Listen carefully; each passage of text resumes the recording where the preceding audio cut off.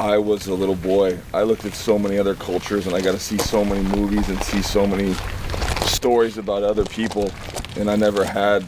As you may know from the title of this video, we are going to talk about Season 2 of Chief of War. But if you'd rather not want to know how the story ultimately ends, consider this your heads up, because we're diving into a spoiler that's technically been sitting in the history books for a few hundred years. Season 1 of Chief of War definitely feels like it was designed to be the opening act in a much bigger story. It lays the groundwork by covering the earliest efforts at unifying the Hawaiian Islands, introducing us to a complex web of chiefs, warriors, and political players, each with different agendas. The show doesn't just present a romanticized version of Hawaii's past, it brings out the tension, bloodshed, and personal stakes involved in shaping its future. Given all that, it seems almost certain that a second season is coming, and if it does, there's a rich pool of historical events and character arcs it can dive into.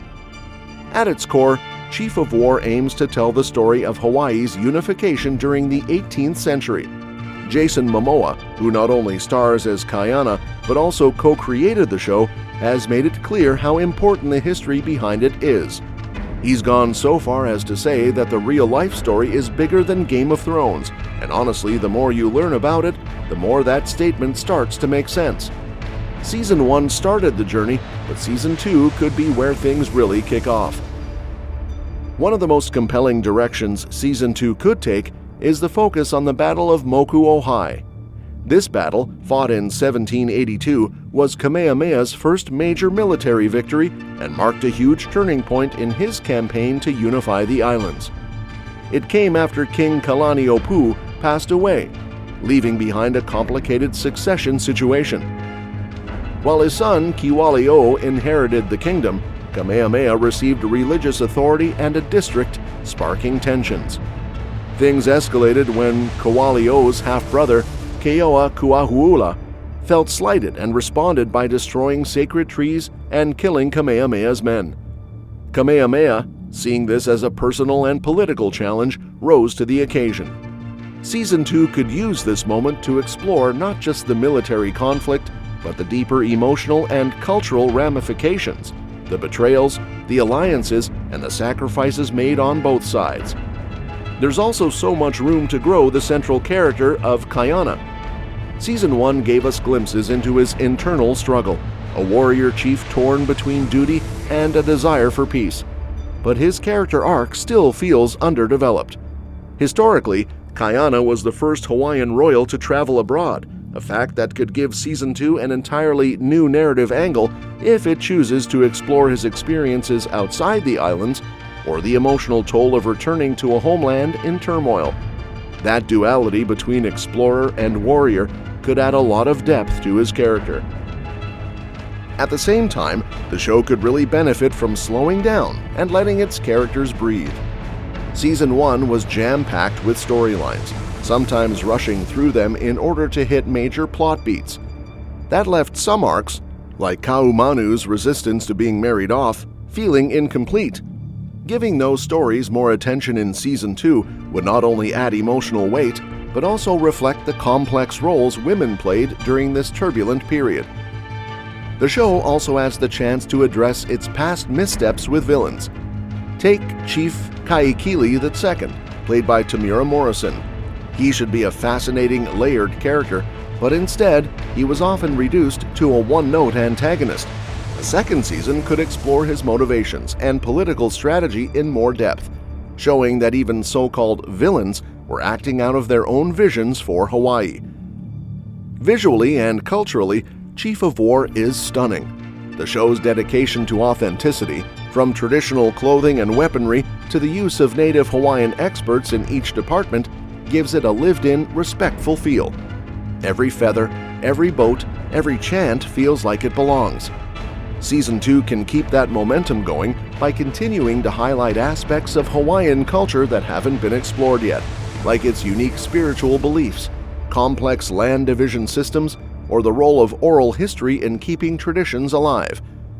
Another possible arc is the eventual confrontation between Kamehameha and Keokuāhulu, who survived the Battle of Moku Ohai and later fled to Kau.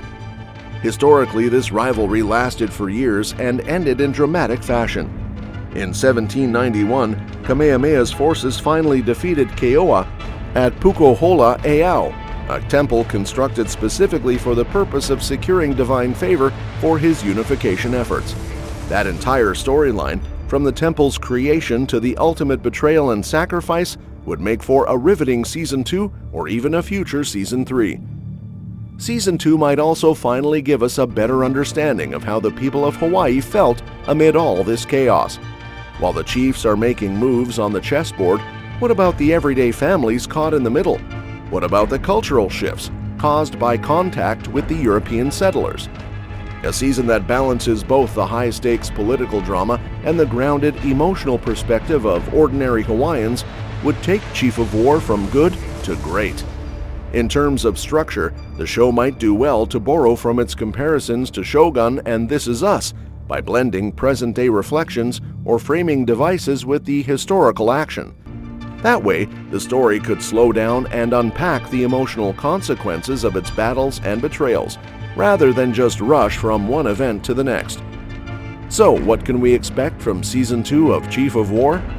If it sticks to its timeline, we'll probably see the fallout of Kiwalio's death, Kamehameha's consolidation of power, and the escalating rivalry with Keoa. Kaʻiana's personal journey will likely deepen, and we may finally explore his identity crisis as someone caught between worlds. There's a ton of dramatic potential in stories like the construction of Pukohola Heiau, the tragic freezing of footprints in volcanic ash, and the broader clash between traditional Hawaiian life and the incoming wave of colonial influence. And speaking of what's next, there's already some buzz going around about Chief of War possibly bringing in even more star power for Season 2. Nothing's been confirmed just yet, so don't get too hyped, but the rumors are definitely floating. It makes sense though. With the story expanding and the stakes getting bigger, it wouldn't be surprising if a few more well-known names stepped into this world of warriors, chiefs, and epic power struggles. For now, it's all speculation, so you guys can chill. But still, it's fun to imagine who could show up, right? Maybe a veteran actor as a rival chief, or someone unexpected playing a foreign ally or enemy as more outside forces get involved. Honestly, the possibilities are wide open, and the casting potential is huge considering the richness of Hawaiian history. In the end, Season 2 is the perfect opportunity for Chief of War to build on the rich history it's already introduced. If it can give its characters more room to grow, balance spectacle with heart, and embrace the complexity of its subject matter, the show has all the ingredients to become something truly unforgettable. So tell me, who do you think could fit into the Chief of War universe?